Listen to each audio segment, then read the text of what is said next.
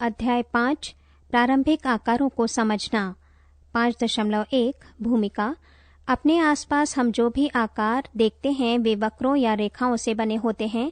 हम अपने परिवेश में कोने, किनारे, तल, खुली वक्र और बंद वक्र देखते हैं। हम इन्हें रेखाखंडों, कोणों, त्रिभुजों, बहुभुजों और वृत्तों में संगठित करते हैं। हम पाते हैं कि ये विभिन्न साइज या मापों के होते हैं। आइए इनकी मापों की तुलना करने की कुछ विधियां विकसित करें। 5.2 रेखाखंडों का मापना। हमने अनेक बार रेखाखंडों को देखा और खींचा है। एक त्रिभुज 3 रेखाखंडों से बनता है और एक चतुर्भुज 4 रेखाखंडों से बनता है। एक रेखाखंड या लाइन सेगमेंट एक रेखा का एक निश्चित भाग होता है। इससे रेखाखंड को मापना संभव हो जाता है। प्रत्येक रेखाखंड का ये माप या मेजर एक अद्वितीय संख्या है जो इसकी लंबाई कहलाती है। हम इस अवधारणा को रेखाखंडों की तुलना करने में प्रयोग करते हैं। दो रेखाखंडों की तुलना करने के लिए हम उनकी लंबाइयों के बीच एक संबंध ज्ञात करते हैं। ऐसा अनेक विधियों से किया जा सकता है। 1. देखकर तुलना। यहाँ दो रेखाखंड हैं AB और CD। क्या आप केवल देखकर ही बता सकते हैं कि उपरोक्त में से कौन सा रेखाखंड बड़ा है? चूंकि रेखाखंड थोड़ा ज्यादा बड़ा है, इसलिए आप देखकर ही बता सकते हैं कि रेखाखंड AB बड़ा है, परंतु आप अपने सामान्य निर्णय के बारे में सदैव निश्चित नहीं हो सकते। उदाहरणार्थ, निम्न रेखाओं को देखिए। यहाँ दो लगभग समान आकृतियों की रेखाएं दी गई हैं। इन दोनों रेखाखंडों की लंबाइयों का अंतर इतना स्पष्ट नहीं है, अतः हमें तुलना करने की अन्य विधियों की आवश्यकता है। पृष्ठ 95। यहाँ जो दो रेखाखंड दिखाए गए हैं उनमें AB भुजा तथा PQ रेखाखंड की एक ही लंबाई है। ये इतना स्पष्ट नहीं है, इसलिए हमें रेखाखंडों की तुलना करने के लिए और अच्छी विधियों की आवश्यकता है। 2. अक्ष द्वारा तुलना। यहाँ दो रेखाखंड AB तथा CD हैं। AB और CD की तुलना करने के लिए हम एक अक्ष कागज का प्रयोग करते हैं, अर्थात ट्रेसिंग पेपर का प्रयोग करते हैं। हम अक्ष कागज पर CD का अक्ष खींचते हैं और इस अक्ष कागज पर बने रेखाखंड को AB पर रखते हैं। क्या अब आप बता सकते हैं कि AB रेखाखंड और CD रेखाखंड में से कौन बड़ा है? ये विधि इस बात पर निर्भर करती है कि हम रेखाखंड का अक्ष कितनी शुद्धता से खींचते हैं। इसके अतिरिक्त यदि आपको किसी और रेखाखंड से तुलना करनी हो तो उस अन्य रेखाखंड का भी अक्ष खींचना होगा। ये कठिन है क्योंकि जब रेखाखंडों की तुलना करनी हो तो आप सदैव रेखाखंड का अक्ष ही नहीं खींचते रहेंगे। 3. रूलर और डिवाइडर द्वारा तुलना। क्या आप अपने ज्यामिति बक्स में रखी वस्तुओं को पहचानते हैं? अन्य वस्तुओं के अतिरिक्त इनमें एक रूलर और एक डिवाइडर भी है। ध्यान दीजिए कि रूलर पर चिन्ह किस प्रकार अंकित हैं। ये 15 बराबर भागों में विभाजित है। प्रत्येक भाग की लंबाई 1 सेंटीमीटर है। इनमें से प्रत्येक भाग को आगे और उप विभाजित किया गया है। कैसे? इस प्रकार उपविभाजित प्रत्येक भाग की लंबाई क्या है? प्रत्येक सेंटीमीटर को 10 बराबर भागों में उपविभाजित किया गया है। 1 सेंटीमीटर का प्रत्येक उपविभाजित भाग 1 मिलीमीटर है। कितने मिलीमीटरों से 1 सेंटीमीटर बनता है? 1 सेंटीमीटर बराबर 10 मिलीमीटर होता है। तो हम 2 सेंटीमीटर और 3 मिलीमीटर को कैसे लिखेंगे? 7.7 सेंटीमीटर का क्या अर्थ है? 1 मिलीमीटर 0.1 सेंटीमीटर होता है। 2 मिलीमीटर 0.2 सेंटीमीटर होता है इत्यादि।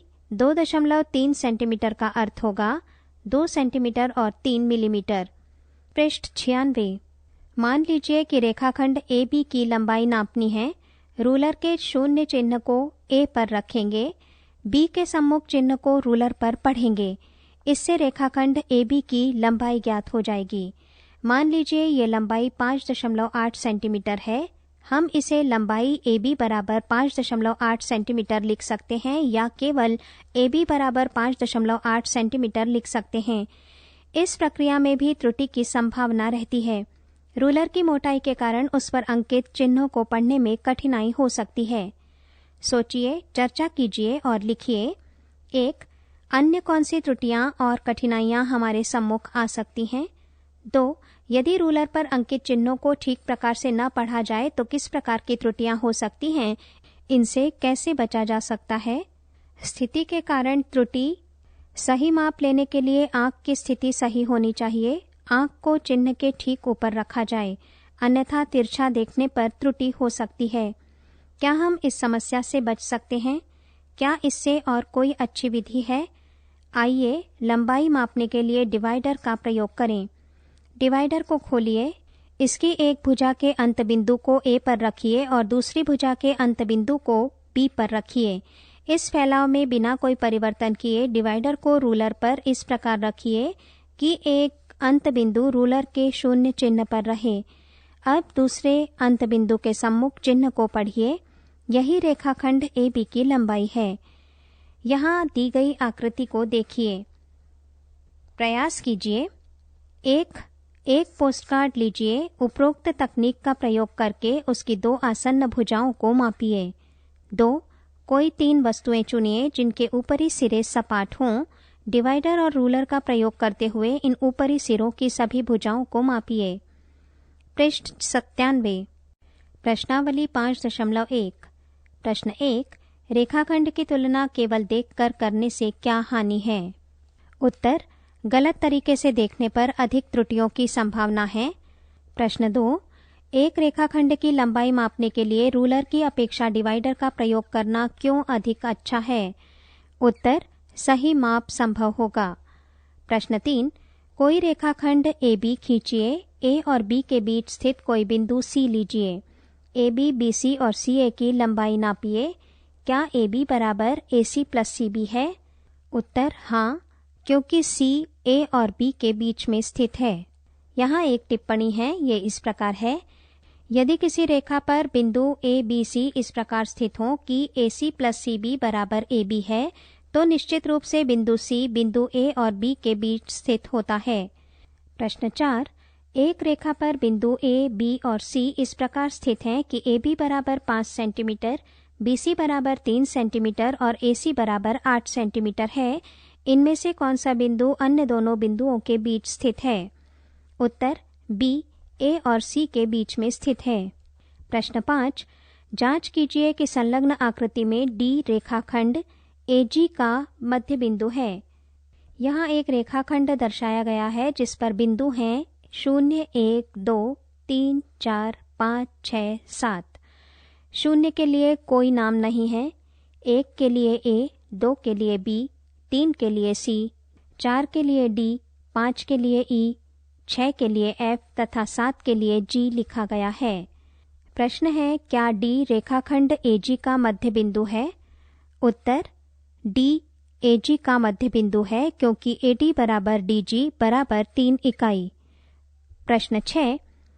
B रेखाखंड AC का मध्य बिंदु है और C रेखाखंड BD का मध्य बिंदु है, जहां A, B, C और D एक ही रेखा पर स्थित हैं।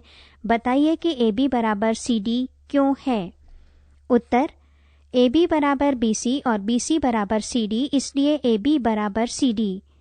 प्रश्न 7। 5 त्रिभुज खींचिए और उनकी भुजाओं को मापिए। प्रत्येक स्थिति में जांच कीजिए कि किन्हीं 2 भुजाओं की लंबाइयों का योग तीसरी भुजा की लंबाई से सदैव बड़ा होता है। उत्तर, किसी त्रिभुज की किन्हीं 2 भुजाओं की लंबाई का योग उसकी तीसरी भुजा की लंबाई से कभी भी कम नहीं हो सकता है। यहाँ ये प्रश्नावली समाप्त होती है। पृष्ठ 98। 5.3 कोण, समकोण और ऋजुकोण। आपने भूगोल या ज्योग्राफी में दिशाओं के बारे में सुना है। हम जानते हैं कि चीन भारत के उत्तर में और श्रीलंका दक्षिण में है। हम ये भी जानते हैं कि सूर्य पूर्व में उदय होता है और पश्चिम में डूबता है। कुल मिलाकर 4 दिशाएं हैं। ये हैं उत्तर, नॉर्थ, दक्षिण, साउथ, पूर्व, ईस्ट और पश्चिम, वेस्ट। क्या आप जानते हैं कि उत्तर के विपरीत कौन सी दिशा है? पश्चिम के विपरीत कौन सी दिशा है? आप पहले से जो जानते हैं उसे याद कीजिए। अब हम इस ज्ञान का प्रयोग कोणों के कुछ गुणों को सीखने में करेंगे। इन्हें कीजिए। उत्तर की ओर मुंह करके खड़े होइए। घड़ी की दिशा अर्थात क्लॉकवाइज में पूर्व की ओर घूम जाइए। आप एक समकोण के बराबर घूम गए हैं। घड़ी की दिशा में एक समकोण और घूमिए। अब आप दक्षिण की ओर मुंह करके खड़े हैं। यदि आप घड़ी की विपरीत दिशा या वामावर्त दिशा में एंटी क्लॉकवाइज एक समांतर कोण घूम जाए तो आपका मुंह किस दिशा में होगा? ये पुनः पूर्व है। क्यों? निम्न स्थितियों को देखिए। आप उत्तर की ओर मुंह करके खड़े हैं। घड़ी की दिशा में एक समकोण घूमने पर अब आप पूर्व की ओर मुंह किए खड़े हैं। एक अन्य समकोण घूमने पर अंत में दक्षिण की ओर मुंह किए खड़े हैं। यहाँ इन्हें रेखाचित्र के द्वारा दर्शाया गया है। उत्तर की ओर मुंह होने से दक्षिण की ओर मुंह होने तक घूमने में आप 2 समकोण घूम गए हैं। क्या ये 2 समकोणों के एक घूर्णन के बराबर नहीं है? उत्तर से पूर्व तक का घूमना या घूर्णन एक समकोण के बराबर घूमना है। उत्तर से दक्षिण तक का घूमना 2 समकोणों के बराबर घूमना है। इसे एक ऋजु कोण या स्ट्रेट एंगल कहते हैं। NS एक सीधी रेखा है। दक्षिण की ओर मुंह करके खड़े होइए। एक ऋजु कोण के बराबर घूमिए। अब आप किस दिशा में मुंह किए खड़े हैं? आप उत्तर दिशा की ओर मुंह किए खड़े हैं। उत्तर से दक्षिण तक घूमने के लिए आप एक ऋजु कोण के बराबर घूमे हैं। पुनः दक्षिण से उत्तर तक आने में आप एक ऋजु कोण के बराबर घूमे हैं। इस प्रकार 2 ऋजु कोणों के बराबर उसी दिशा में घूमने पर आप प्रारंभिक स्थिति में आ जाते हैं। पृष्ठ 99। सोचिए, चर्चा कीजिए और लिखिए। आप अपनी प्रारंभिक स्थिति तक आने के लिए एक ही दिशा में कितने समकोण घूमेंगे? एक ही दिशा में 2 ऋजु कोण या 4 समकोण घूमने पर एक चक्कर पूरा हो जाता है। ये एक पूरा चक्कर एक घूर्णन कहलाता है। एक घूर्णन के लिए कोण एक संपूर्ण कोण या कंप्लीट एंगल कहलाता है। हम इन घूर्णनों या रिवोल्यूशंस को एक घड़ी पर देख सकते हैं। जब घड़ी की एक सुई एक स्थान से अन्य स्थान पर पहुंचती है तो वो एक कोण पर घूम जाती है। मान लीजिए घड़ी की एक सुई 12 से चलना प्रारंभ करके घूमती हुई 12 पर पुनः पहुंच जाती है। क्या उसने एक घूर्णन पूरा नहीं किया है? अतः उसने कितने समकोण घूम लिए हैं? इन उदाहरणों से देखिए। यहाँ आकृतियाँ दी गई हैं। पहली आकृति में 12 से 6 तक का एक घूर्णन का 1/2 या 2 समकोण भाग है। दूसरी आकृति में 6 से 9 तक एक घूर्णन का 1/4 या एक समकोण। 1 से 10 तक एक घूर्णन का 3/4 या 3 समकोण। प्रयास कीजिए। आधे घूर्णन के लिए कोण का नाम क्या है? 2. 1/4 घूर्णन के लिए कोण का नाम क्या है? 3. एक घड़ी पर आधे घूर्णन, 1/4 घूर्णन और 3/4 घूर्णन के लिए 5 अन्य स्थितियां दीजिए। ध्यान दीजिए कि 3/4 घूर्णन के लिए कोण का कोई विशेष नाम नहीं है। पृष्ठ 100। प्रश्नावली 5.2। प्रश्न 1। घड़ी की घंटे वाली सुई एक घूर्णन के कितनी भिन्न घूम जाती है जब वो A 3 से 9 तक पहुंचती है? उत्तर 1/2। B 4 से 7 तक पहुंचती है। उत्तर 1/4। C 7 से 10 तक पहुंचती है। उत्तर 1/4। D 12 से 9 तक पहुंचती है। उत्तर 3/4। E 1 से 10 तक पहुंचती है। उत्तर 3/4। F 6 से 3 तक पहुंचती है। उत्तर 3/4। प्रश्न 2। एक घड़ी की सुई कहाँ रुक जाएगी यदि वो A 12 से प्रारंभ करे और घड़ी की दिशा में 1/2 घूर्णन करे? उत्तर 6। B 2 से प्रारंभ करे और घड़ी की दिशा में 1/2 घूर्णन करे? उत्तर 8। C 5 से प्रारंभ करे और घड़ी की दिशा में 1/4 घूर्णन करे? उत्तर 8। D 5 से प्रारंभ करे और घड़ी की दिशा में 3/4 घूर्णन करे? उत्तर 2। प्रश्न 3। आप किस दिशा में देख रहे होंगे यदि आप प्रारंभ में A पूर्व की ओर देख रहे हों और घड़ी की दिशा में 1/2 घूर्णन करें? उत्तर पश्चिम। B पूर्व की ओर देख रहे हों और घड़ी की दिशा में एक सही 1/2 घूर्णन करें? उत्तर पश्चिम। C पश्चिम की ओर देख रहे हों और घड़ी की विपरीत दिशा में 3/4 घूर्णन करें? उत्तर उत्तर। D दक्षिण की ओर देख रहे हों और एक घूर्णन करें? उत्तर दक्षिण। क्या इस अंतिम प्रश्न के लिए हमें घड़ी की दिशा या घड़ी की विपरीत दिशा की बात करनी चाहिए? क्यों नहीं? उत्तर डी के उत्तर में इससे कोई अंतर नहीं पड़ता है कि हम घड़ी की दिशा में या घड़ी की विपरीत दिशा में घूर्णन करें, क्योंकि एक पूरा घूर्णन हमें प्रारंभिक स्थिति में ले जाएगा। प्रश्न 4, आप एक घूर्णन का कितना भाग घूम जाएंगे यदि आप ए. पूर्व की ओर मुख किए खड़े हों और घड़ी की दिशा में घूमकर उत्तर की ओर मुख कर लें? उत्तर 3/4। बी. दक्षिण की ओर मुख किए खड़े हों और घड़ी की दिशा में घूमकर पूर्व की ओर मुख कर लें? उत्तर 3/4। सी. पश्चिम की ओर मुख किए खड़े हों और घड़ी की दिशा में घूमकर पूर्व की ओर मुख कर लें? उत्तर 1/2। प्रश्न 5, घड़ी की घंटे की सुई द्वारा घूमे गए समकोणों की संख्या ज्ञात कीजिए जब वो ए. 3 से 6 तक पहुंचती हो? उत्तर 1। बी. 2 से 8 तक पहुंचती हो? उत्तर 2। सी. 5 से 11 तक पहुंचती हो? उत्तर 2। डी. 10 से 1 तक पहुंचती हो? उत्तर 1। ई. 12 से 9 तक पहुंचती हो? उत्तर 3। एफ. 12 से 6 तक पहुंचती हो? उत्तर 2। प्रश्न 6, आप कितने समकोण घूम जाएंगे यदि आप प्रारंभ में ए. दक्षिण की ओर देख रहे हों और घड़ी की दिशा में पश्चिम की ओर घूम जाएं? उत्तर 1। बी. उत्तर की ओर देख रहे हों और घड़ी के विपरीत वामावर्त दिशा में पूर्व की ओर घूम जाएं? उत्तर 3। सी. पश्चिम की ओर देख रहे हों और पश्चिम की ओर घूम जाएं? उत्तर 4। डी. दक्षिण की ओर देख रहे हों और उत्तर की ओर घूम जाएं? उत्तर 2। घड़ी की दिशा में या घड़ी की विपरीत दिशा में? प्रश्न 7, घड़ी की घंटे वाली सुई कहाँ रुकेगी यदि वो प्रारंभ करे? ए. 6 से और 1 समकोण घूम जाए? उत्तर 9। बी. 8 से और 2 समकोण घूम जाए? उत्तर 2। सी. 10 से और 3 समकोण घूम जाए?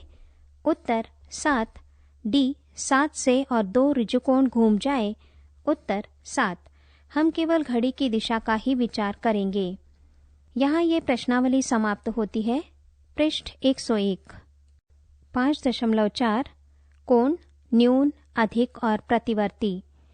हमने देखा कि एक समकोण और एक ऋजुकोण का क्या अर्थ है, परंतु जो कोण हमें देखने को मिलते हैं वे सदैव इन दोनों प्रकारों के ही नहीं होते हैं। एक सीढ़ी द्वारा दीवार से या फर्श से बनाया गया कोण न तो समकोण है और न ही ऋजुकोण है। सोचिए, चर्चा कीजिए और लिखिए, क्या कुछ ऐसे कोण हैं जो समकोण से छोटे हैं? क्या कुछ ऐसे कोण हैं जो समकोण से बड़े हैं? क्या आपने बढ़ई का वर्ग देखा है? ये अंग्रेजी वर्णमाला के एल अक्षर जैसा होता है। वो इससे समकोणों की जांच करता है। आइए हम भी समकोणों की जांच के लिए इसी प्रकार के टेस्टर को बनाएं। इन्हें लीजिए। चरण 1, कागज का एक टुकड़ा। चरण 2, इसे बीच से मोड़िए। चरण 3, सीधे किनारे पर पुनः मोड़िए। आपका टेस्टर तैयार है। आपके द्वारा बनाए गए समकोण टेस्टर को देखिए। क्या हम इसे RA टेस्टर कहें? क्या इसका एक किनारा दूसरे पर सीधा खड़ा है? मान लीजिए कोनों वाला कोई आकार दिया हुआ है। आप इसके कोनों पर बने कोणों की जांच RA टेस्टर द्वारा कर सकते हैं। क्या इसके किनारे एक कागज के कोणों से दिखाई देते हैं? यदि हाँ, तो ये एक समकोण दर्शाता है। पृष्ठ 102। प्रयास कीजिए। 1. घड़ी की घंटे वाली सुई 12 से 5 तक चलती है। क्या इसका घूर्णन एक समकोण से अधिक है? 2. घड़ी पर ये कोण कैसा दिखता है? घड़ी की घंटे वाली सुई 5 से 7 तक चलती है। क्या इस सुई द्वारा घूमा गया कोण एक समकोण से अधिक है? 3. घड़ी पर सुइयों की स्थिति निम्न प्रकार बनाकर कोणों की जांच RA टेस्टर द्वारा कीजिए। A. 12 से 2 तक जाना। B. 6 से 7 तक जाना। C. 4 से 8 तक जाना। D. 2 से 5 तक जाना। 4. कोने वाले 5 भिन्न भिन्न आकार लीजिए। कोनों के नाम लिखिए। अपने टेस्टर द्वारा इन कोणों की जांच कीजिए और प्रत्येक स्थिति के परिणाम को एक सारणी के रूप में निम्न प्रकार से लिखिए। कोने A B C ... समकोण से छोटा डॉट डॉट डॉट डॉट, समकोण से बड़ा डॉट डॉट डॉट डॉट। पृष्ठ 103। अन्य नाम समकोण से छोटा कोण न्यून कोण या एक्यूट एंगल कहलाता है। ये कोण न्यून कोण है। छत का ऊपरी सिरा, सी सॉ, पुस्तक खोलना आदि। आप देख रहे हैं कि इनमें से प्रत्येक एक घूर्णन के 1/4 से छोटा है। अपने RA टेस्टर से इसकी जांच कीजिए।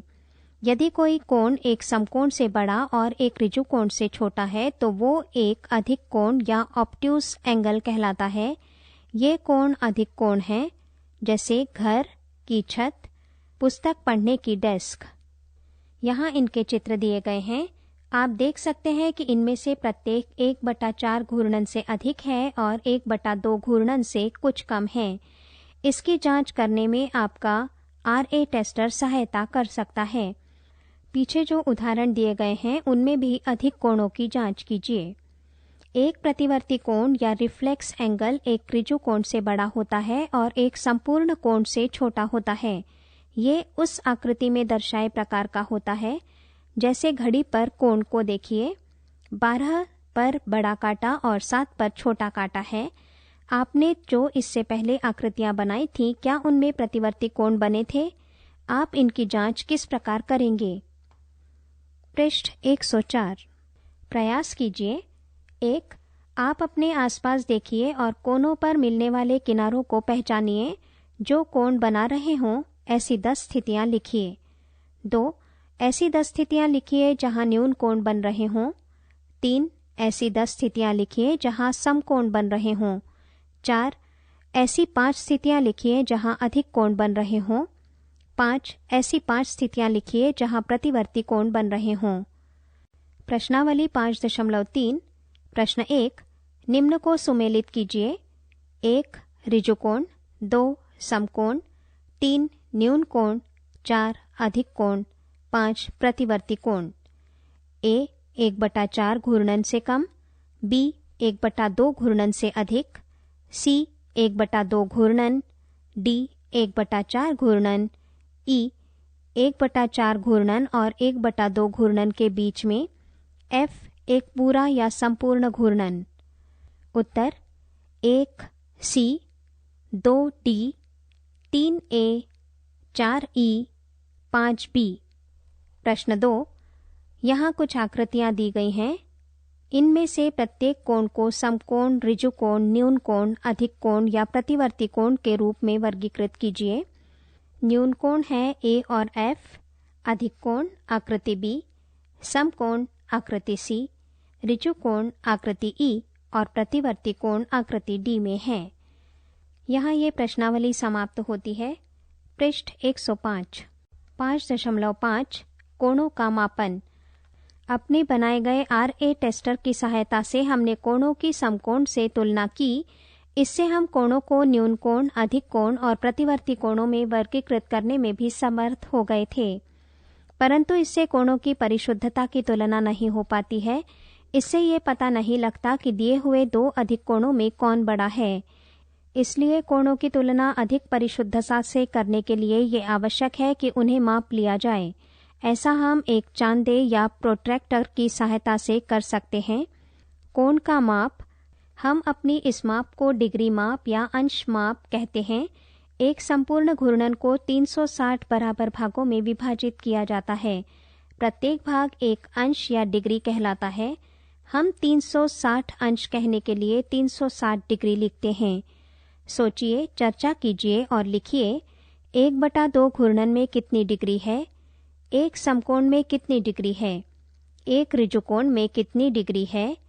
कितने समकोणों से 180 डिग्री बनते हैं? कितने समकोणों से 360 डिग्री बनते हैं? इन्हें कीजिए। 1. एक चूड़ी की सहायता से एक वृत्ताकार आकृति बनाइए या इसी मान की एक वृत्ताकार शीट लीजिए। 2. इसे 2 बार मोड़िए जिससे दर्शाई गई आकृति प्राप्त हो। इसे एक चतुर्थांश कहते हैं। 3. इसे खोल लीजिए। आपको एक अर्धवृत्त प्राप्त होगा जिसके बीच में एक मोड़ का निशान है। 4. इस वृत्त को मोड़कर चतुर्थांश बना लीजिए। इस चतुर्थांश को एक बार पुनः मोड़कर आकृति प्राप्त कीजिए। अब कोण 90 डिग्री का आधा अर्थात 45 डिग्री है। 5. अब इसे खोल लीजिए। दोनों ओर एक एक मोड़ का निशान दिखाई दे रहा है। आधार रेखा की बाईं ओर वाले पहले मोड़ के निशान पर 45 डिग्री लिखिए। दूसरी ओर वाले मोड़ के निशान पर 90 डिग्री प्लस 45 डिग्री बराबर 135 डिग्री लिखा जाएगा। 7. कागज को अब 45 डिग्री तक चतुर्थांश के आधे मोड़िए। अब इसका आधा कीजिए। आधार रेखा के बाईं ओर वाला पहला मोड़ का निशान 45 डिग्री का आधा अर्थात 22.5 डिग्री दर्शाएगा।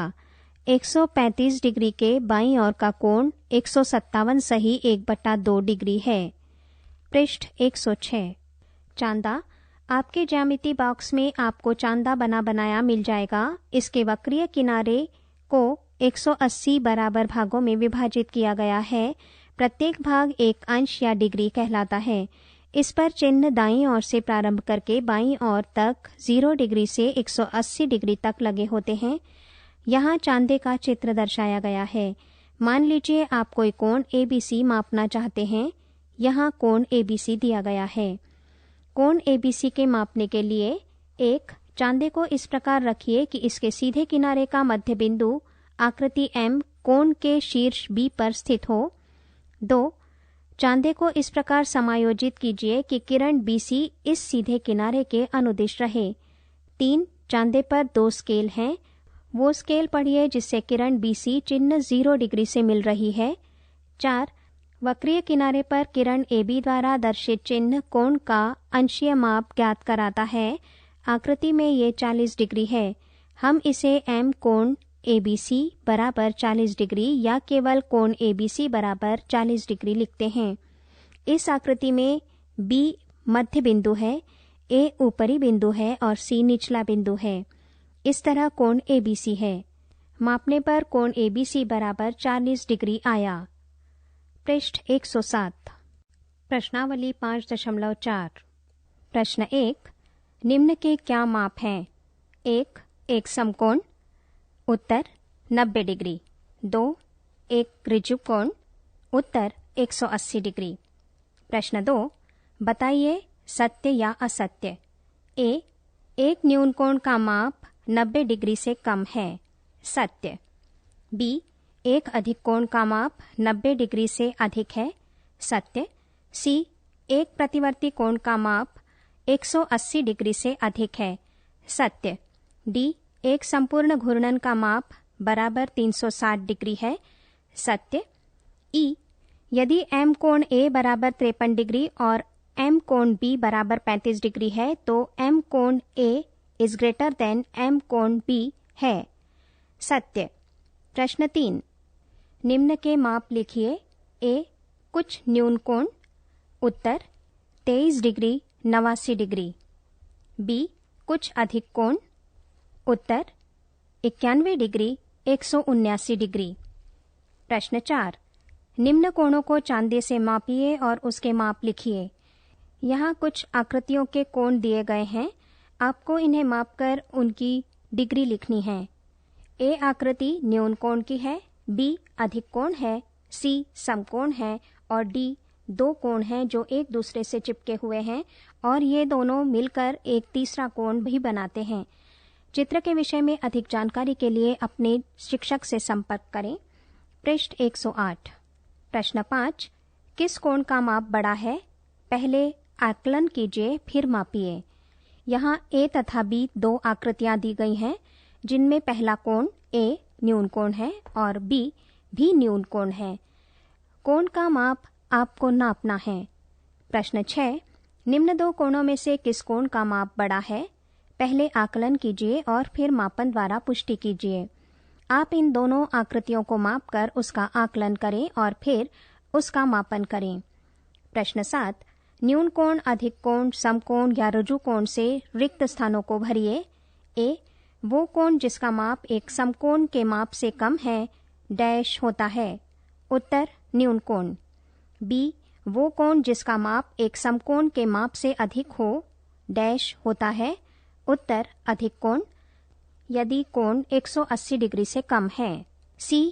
वो कोण जिसका माप दो समकोणों के योग के बराबर है डैश होता है। उत्तर रुजु कोण।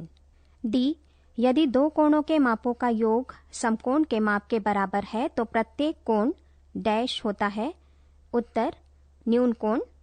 ई, यदि दो कोणों के मापों का योग एक रुजु कोण के माप के बराबर है और इनमें से एक कोण न्यून कोण है तो दूसरा कोण डैश होना चाहिए। उत्तर अधिक कोण। प्रश्न 8, यहाँ कुछ आकृतियां दी गई हैं। इनमें दिए गए प्रत्येक कोण का माप ज्ञात कीजिए। पहले देखकर आकलन कीजिए और फिर चांदे से मापिए। यहाँ चांदे से बनाए गए कुछ कोण दिए गए हैं। आपको इनको मापकर और उनका कोण लिखना है। चित्र के विषय में अधिक जानकारी के लिए अपने शिक्षक से संपर्क करें। पृष्ठ 109। प्रश्न 9, यहाँ कुछ आकृतियां दी गई हैं। प्रत्येक आकृति में घड़ी की सुइयों के बीच के कोण का माप ज्ञात कीजिए। पहली घड़ी में प्रातः के 9 बजे हैं।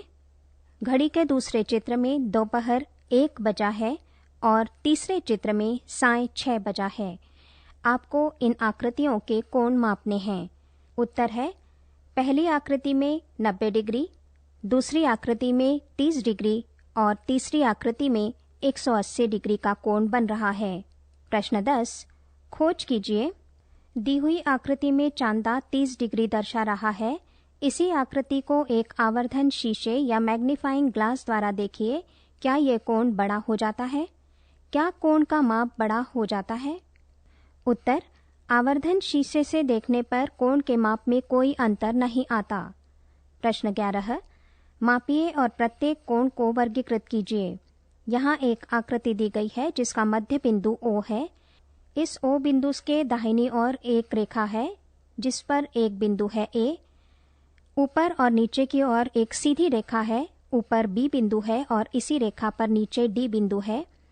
बिंदु O से अधिक कोण बनाता हुआ विपरीत दिशा में एक अन्य रेखा है जिस पर एक बिंदु C है। इस प्रकार कोण बन रहे हैं कोण AOB, कोण AOC, कोण BOC, कोण DOC, कोण DOA और कोण DOB। इनके आपको माप और प्रकार बताने हैं। चित्र के विषय में अधिक जानकारी के लिए अपने शिक्षक से संपर्क करें। 5.6 लंब रेखाएं।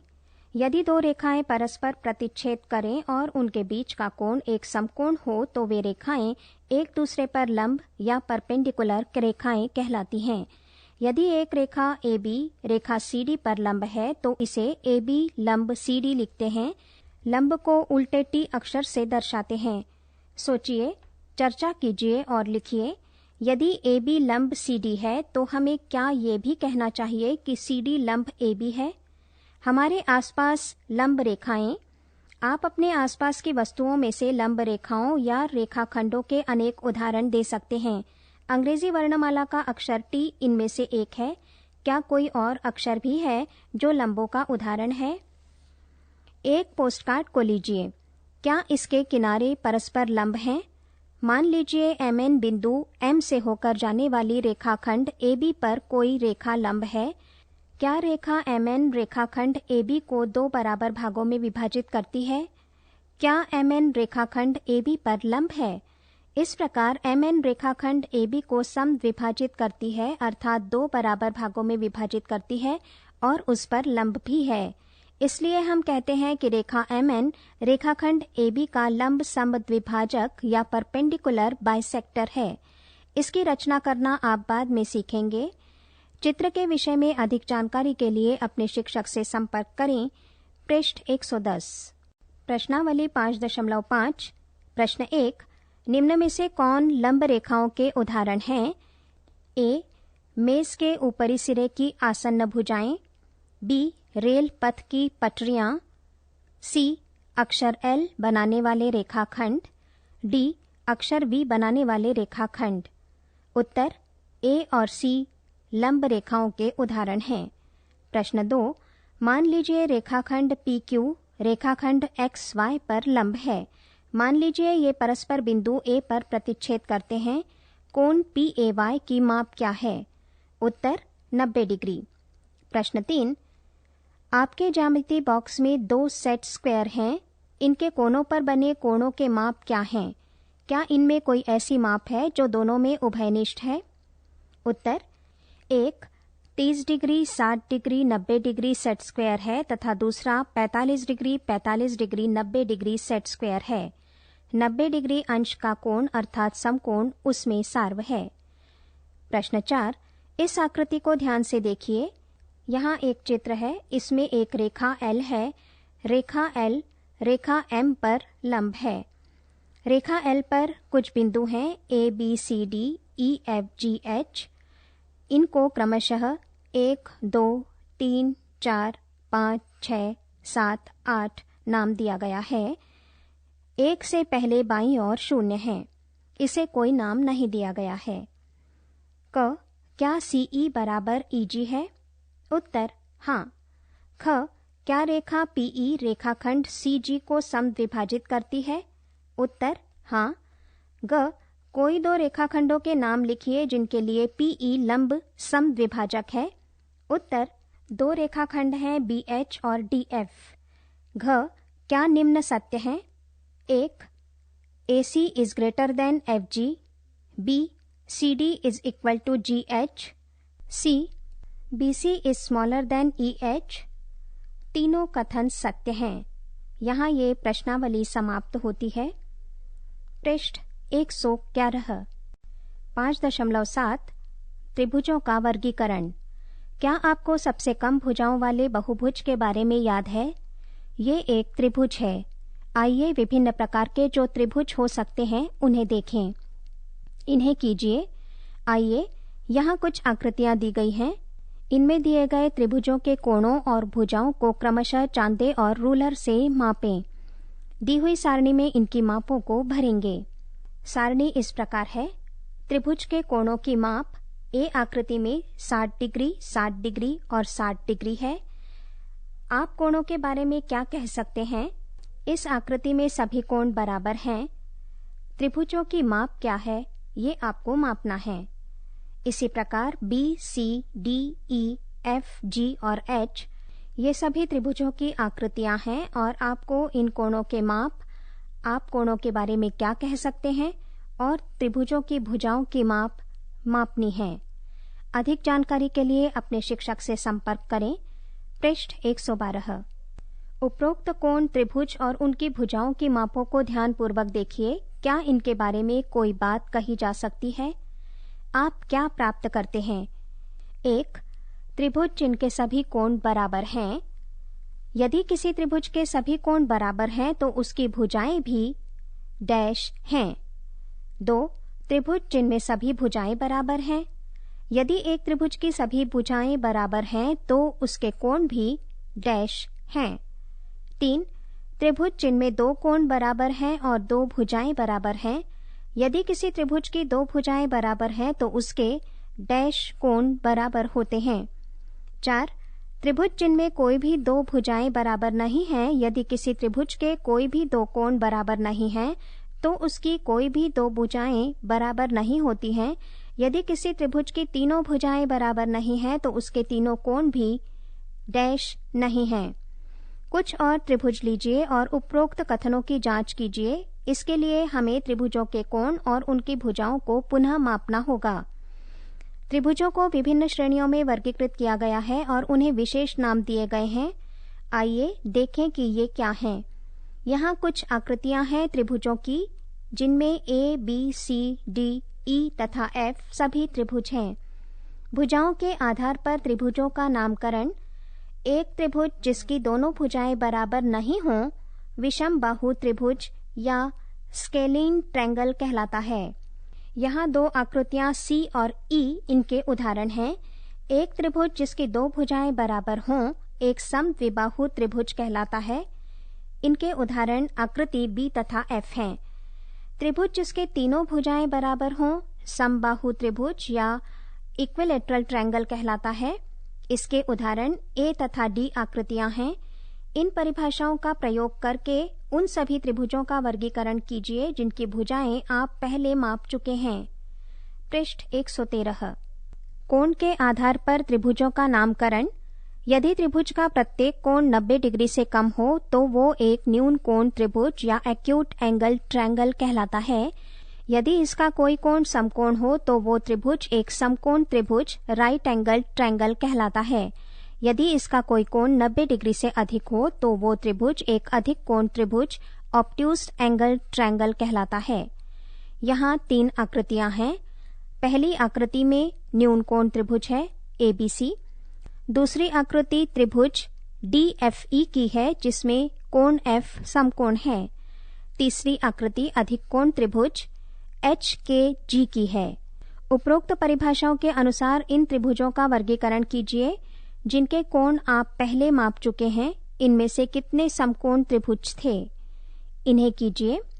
A एक विषमबाहु न्यून कोण त्रिभुज, B एक अधिक कोण समद्विबाहु त्रिभुज, C एक समकोण समद्विबाहु त्रिभुज, D एक विषमबाहु समकोण त्रिभुज। क्या आप सोचते हैं कि निम्न आकृति खींचना संभव है? E एक अधिक कोण समबाहु त्रिभुज, F एक समकोण समबाहु त्रिभुज, G एक त्रिभुज जिसमें 2 समकोण हों। सोचिए, चर्चा कीजिए और फिर अपने निष्कर्षों को लिखिए। पृष्ठ 114। प्रश्नावली 5.6। प्रश्न 1। निम्न त्रिभुजों के प्रकार लिखिए। A त्रिभुज जिसकी भुजाएं 7 सेंटीमीटर, 8 सेंटीमीटर और 9 सेंटीमीटर हैं। उत्तर विषम बाहु त्रिभुज। B त्रिभुज ABC जिसमें AB बराबर 8.7 सेंटीमीटर, AC बराबर 7 सेंटीमीटर और BC बराबर 6 सेंटीमीटर है। उत्तर विषम बाहु त्रिभुज। C त्रिभुज PQR जिसमें PQ बराबर QR बराबर RP बराबर 5 सेंटीमीटर है। उत्तर समबाहु त्रिभुज। D त्रिभुज DEF जिसमें M कोण D बराबर 90 डिग्री है। उत्तर समकोण त्रिभुज। E त्रिभुज XYZ जिसमें M कोण Y बराबर 90 डिग्री और XY बराबर YZ है। उत्तर समद्विबाहु समकोण त्रिभुज। F त्रिभुज LMN जिसमें M कोण L बराबर 30 डिग्री, M कोण M बराबर 70 डिग्री और M कोण N बराबर 80 डिग्री है। उत्तर न्यून कोण त्रिभुज। प्रश्न 2। निम्न का सुमेलन कीजिए। त्रिभुज के माप इस प्रकार हैं। 1 समान लंबाई की 3 भुजाएं, 2 समान लंबाई की 2 भुजाएं, 3 अलग अलग लंबाइयों की सभी भुजाएं, 4 3 न्यून कोण, 5 एक समकोण, 6 बराबर लंबाइयों की भुजाओं के साथ एक समकोण। दूसरी ओर त्रिभुज के प्रकार हैं। ये इस प्रकार हैं। A विषमबाहु समकोण त्रिभुज, B समद्विबाहु समकोण त्रिभुज, C अधिक कोण त्रिभुज, D समकोण त्रिभुज, E समबाहु त्रिभुज, F न्यून कोण त्रिभुज, G समद्विबाहु त्रिभुज।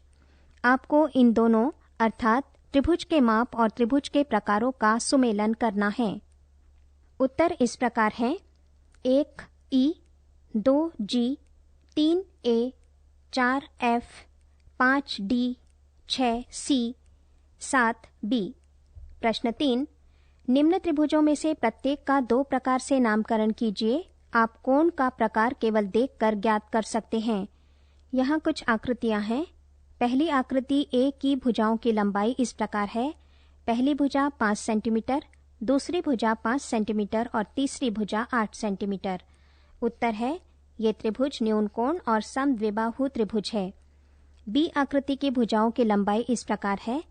एक भुजा 8 सेंटीमीटर, दूसरी भुजा 15 सेंटीमीटर और एक और भुजा 17 सेंटीमीटर की है। एक कोण समकोण है। उत्तर समकोण त्रिभुज और विषमबाहु त्रिभुज। आकृति C में त्रिभुज की 2 भुजाओं की लंबाई दी गई है। दोनों भुजाएं 7 सेंटीमीटर की है और कोण अधिक कोण है। उत्तर अधिक कोण समद्विबाहु त्रिभुज। D आकृति में भी 2 भुजाओं की लंबाई दी गई है। प्रत्येक 10 सेंटीमीटर। एक कोण समकोण है। उत्तर है ये त्रिभुज समकोण समद्विबाहु त्रिभुज है। E आकृति में तीनों भुजाओं की लंबाई 5.2 सेंटीमीटर है। उत्तर समबाहु न्यून कोण त्रिभुज। F आकृति में तीनों भुजाओं की लंबाई क्रमशः 10 सेंटीमीटर, 15 सेंटीमीटर और 9 सेंटीमीटर है। कोण अधिक कोण है। उत्तर अधिक कोण विषमबाहु त्रिभुज। प्रश्न 4। माचिस की तीलियों की सहायता से त्रिभुज बनाने का प्रयत्न कीजिए। इनमें से कुछ आकृतियां यहाँ दर्शाई गई हैं। क्या आप निम्न से त्रिभुज बना सकते हैं? ए 3 माचिस की तीलियां, बी 4 माचिस की तीलियां, सी 5 माचिस की तीलियां, डी 6 माचिस की तीलियां। उत्तर बी संभव नहीं है। ध्यान रखिए, त्रिभुज की 2 भुजाओं की लंबाई का योग तीसरी भुजा की लंबाई से अधिक होता है। प्रश्न में एक नोट दिया गया है, ये इस प्रकार है। ध्यान रखिए कि आपको प्रत्येक स्थिति में सभी उपलब्ध माचिस की तीलियों का उपयोग करना है। प्रत्येक स्थिति में त्रिभुज के प्रकार का नाम बताइए। यदि आप त्रिभुज नहीं बना पाते हैं तो उसके कारण के बारे में सोचिए। पृष्ठ 115 5.8 चतुर्भुज। आपको याद होगा कि 4 भुजाओं का बहुभुज एक चतुर्भुज या क्वाड्रिलेटरल कहलाता है। इन्हें कीजिए। 1 2 डंडे लीजिए और उन्हें इस प्रकार रखिए कि उनका एक एक सिरा एक सिरे पर मिले। अब डंडियों के एक अन्य युग्म को इस प्रकार रखिए कि उनके सिरे डंडियों के पहले युग्म के स्वतंत्र सिरों से जुड़ जाएं। इस प्रकार हमें क्या आकृति प्राप्त होती है? ये एक चतुर्भुज है जो आप सामने देख रहे हैं। इस चतुर्भुज की भुजाएं AB, BC, CD और DA हैं। इस चतुर्भुज के 4 कोण हैं। ये कोण BAD, कोण ADC, कोण DCB और कोण CBA हैं। AC इसका एक विकर्ण है। अन्य विकर्ण कौन सा है? सभी भुजाओं और विकर्णों की लंबाइयां मापिए। सभी कोणों को भी मापिए।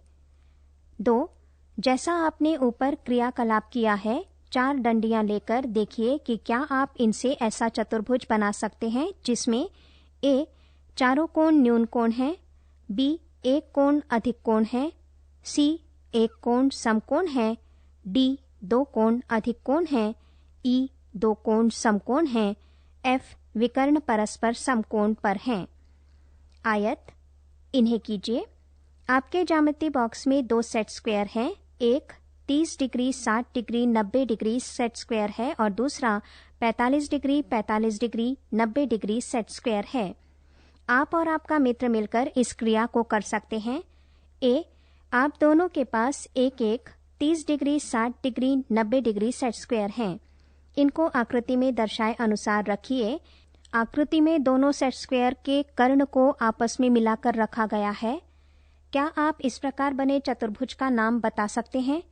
इसके प्रत्येक कोण का माप क्या है? ये चतुर्भुज एक आयत या रेक्टेंगल है। आयत का एक और गुण जो आप स्पष्ट रूप से यहाँ देख सकते हैं कि इसकी सम्मुख भुजाएं बराबर होती हैं। आप अन्य कौन से गुण ज्ञात कर सकते हैं?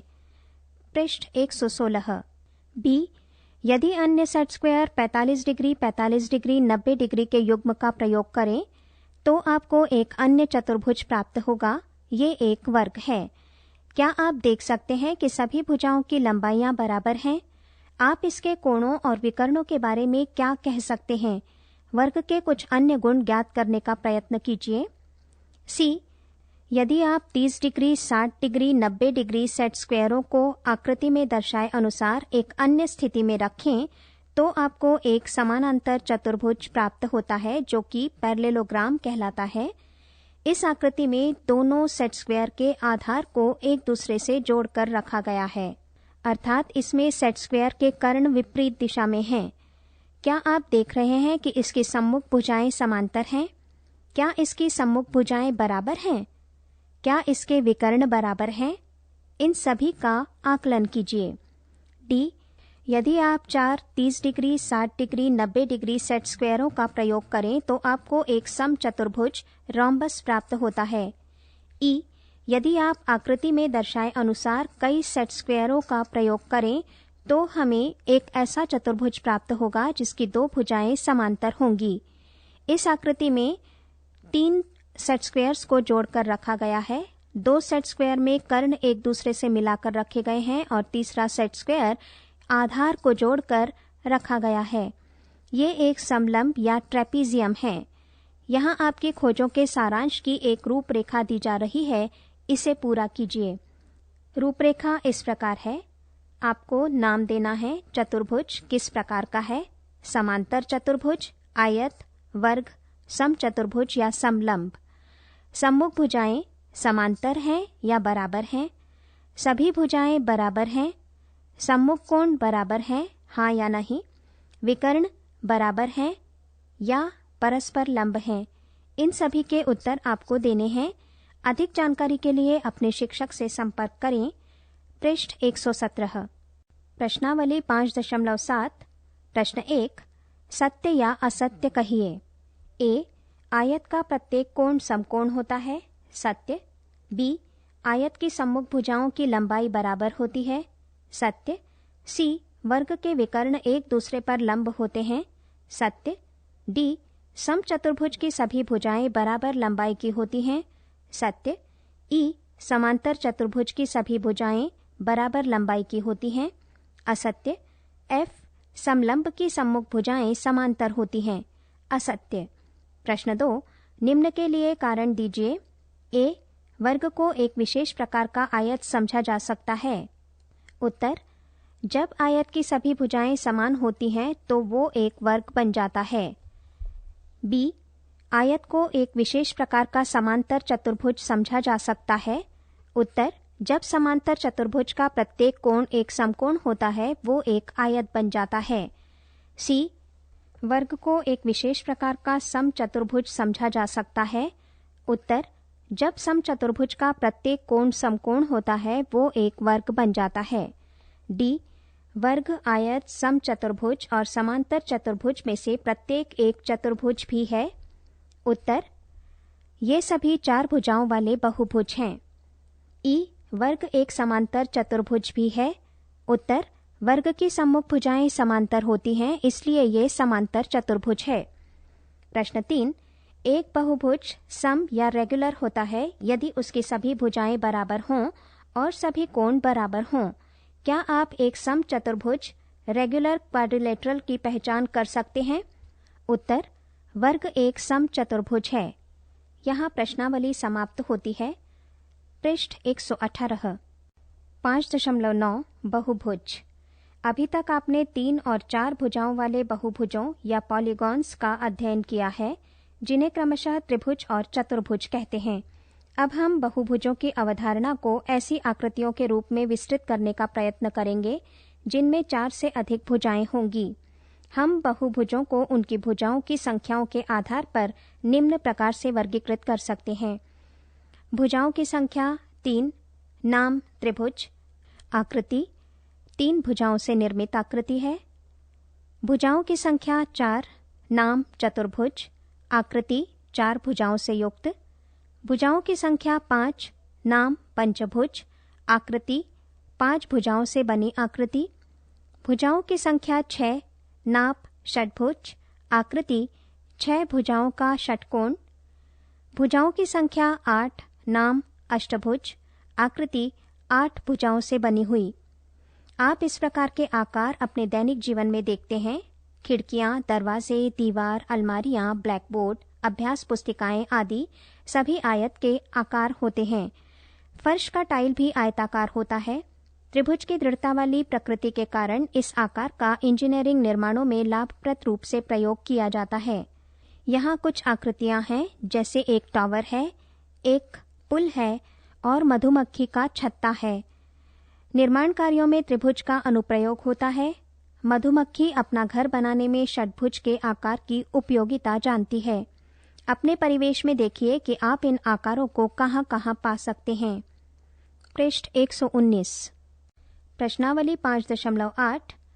प्रश्न 1, जांच कीजिए कि निम्न में से कौन सी आकृतियां बहुभुज हैं। यदि इनमें से कोई बहुभुज नहीं है तो कारण बताइए। आकृति ए एक खुले वक्र की है, बी आकृति एक बंद कर्व है, सी एक गोला है और डी एक कोण है। उत्तर इस प्रकार है। ए बंद आकृति नहीं है इसलिए वो बहुभुज नहीं है। बी एक 6 भुजाओं वाला बहुभुज है। सी और डी बहुभुज नहीं है क्योंकि ये रेखाखंडों से नहीं बने हैं।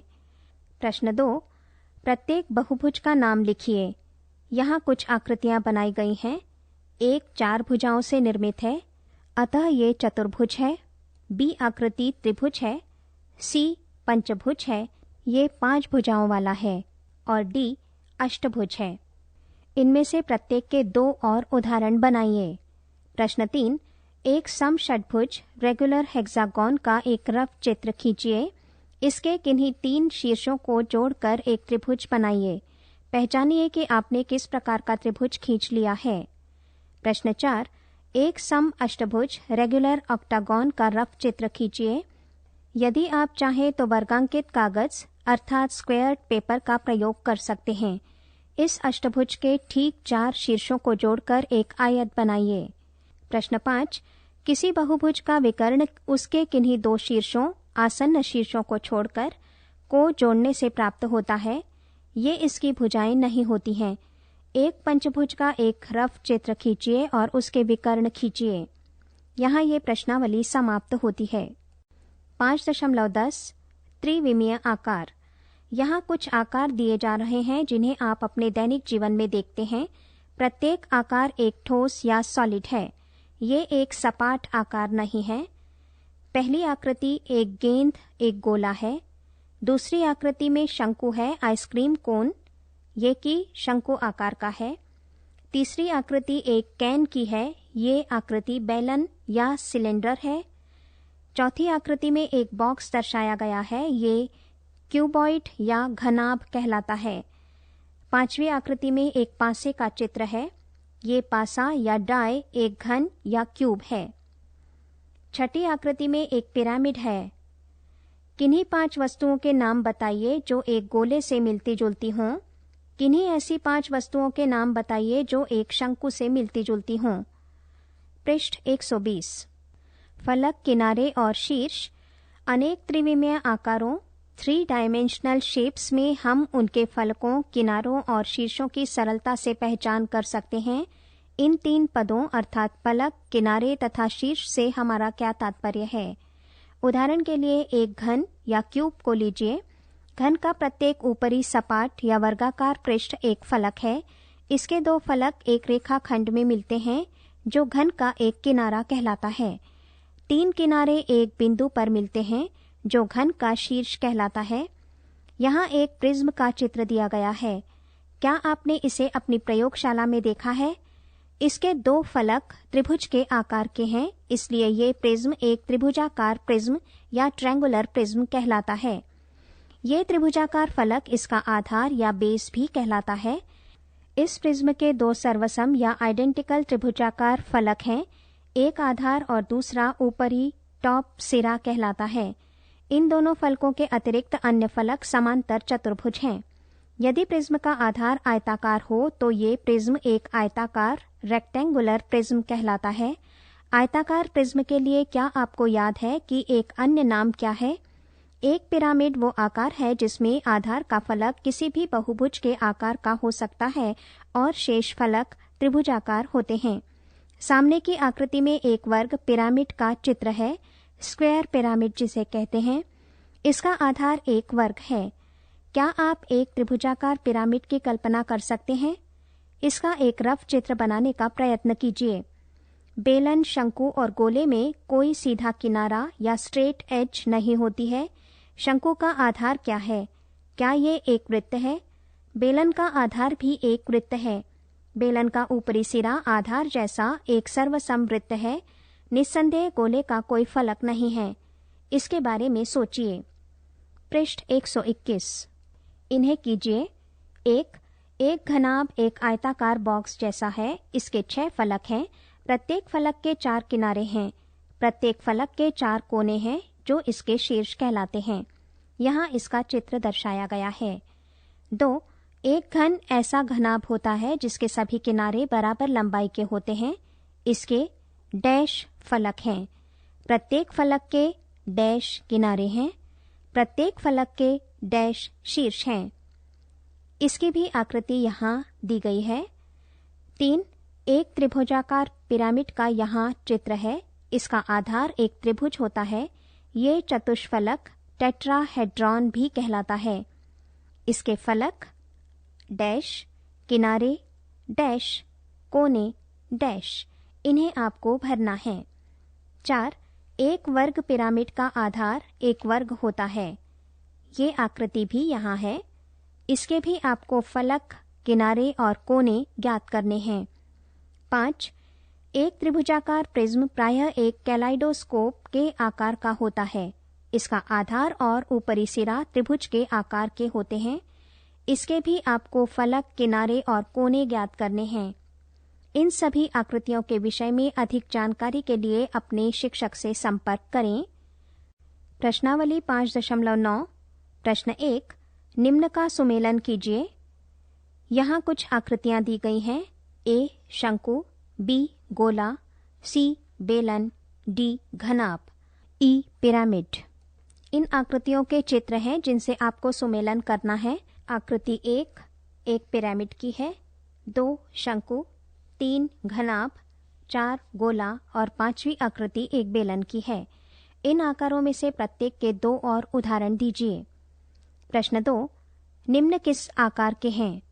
ए आपका ज्यामिति बॉक्स, बी एक ईंट, सी एक माचिस की डिब्बी, डी सड़क बनाने वाला रोलर और ई एक लड्डू।